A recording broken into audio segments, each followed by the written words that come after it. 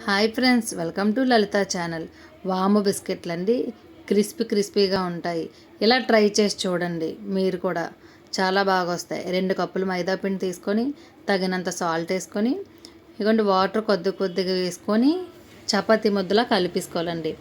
చపాతీ ముద్దలా కలిపేసుకొని ఇది ఏంటంటే మైదా పిండి ఎక్కడ స్మూత్గా కలుపుకోవాలి. ఈ బిస్కెట్స్కి చాలా స్మూత్గా కలుపుకోవాలి, ఎక్కడ ఉండలు లేకుండా కలిపేసుకొని నెక్స్ట్ ఏమో ఈ రౌండ్గా చేసేసుకొని ఒక 10 నిమిషాలు, ఎక్కువసేపు అవసరం లేదు, ఒక 10 నిమిషాలు కలిపేసుకొని మూత పెట్టేసుకొని పక్కన పెట్టేసుకొని మనకి ఈ మైదా పిండి మళ్ళీ పైన జల్లుతూ ఉండాలి. మైదా పిండి వేసుకొని ఎక్కువ మైదా పిండి వేసుకుంటే ఈ మనకి ఈ ముద్ద ఏమో అంటుకోదనమాట. అంటుకోకుండా ఈ బిస్కెట్స్ ఏమో ఈ వాము బిస్కెట్లు చాలా బాగా వస్తాయి. 2 వైపులా మైదా పిండి వేసేసుకొని అలానే పలచగా కాదు, అలానే దలసగా కాదు, ఇలాగా పామేసుకున్న తర్వాత చాక్తో కట్ చేసుకోవాలండి. మనకి ఏ షేప్ కావలిస్తే ఆ షేప్లో కట్ చేసుకోవాలి. నేనైతే స్ట్రైట్గా కట్ చేసుకొని ఇలా కట్ చేసుకుంటున్నానండి.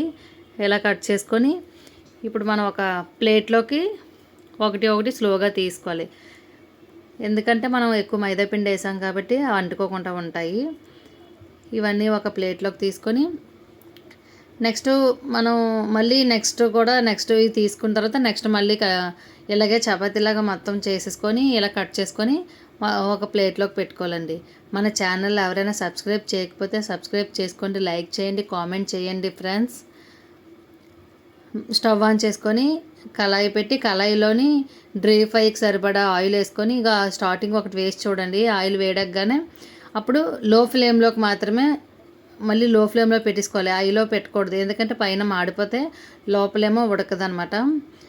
అందుకోసం లో ఫ్లేమ్లో మాత్రమే ఇలా ఫ్రై చేసుకోవాలండి. వేసిన ఒక 2 మినిట్స్ తర్వాత కలుపుతూ ఉండాలి. ఇవి అంటుకుపోతాయి అనుకుంటారేమో కానీ అవి అంటుకోవన్నమాట. ఇవన్నీ ఫ్రై అయిపోయిన తర్వాత స్లోగా అయిన తర్వాత కొంచెం ఫ్రై చాలా బాగా అయిపోయాయి. ఫ్రై అయిపోయిన తర్వాత ఒక సర్వింగ్ బౌల్లోకి తీసుకోవాలి. క్రిస్పీ వాము బిస్కెట్లు, యమ్మీ. Bye friends.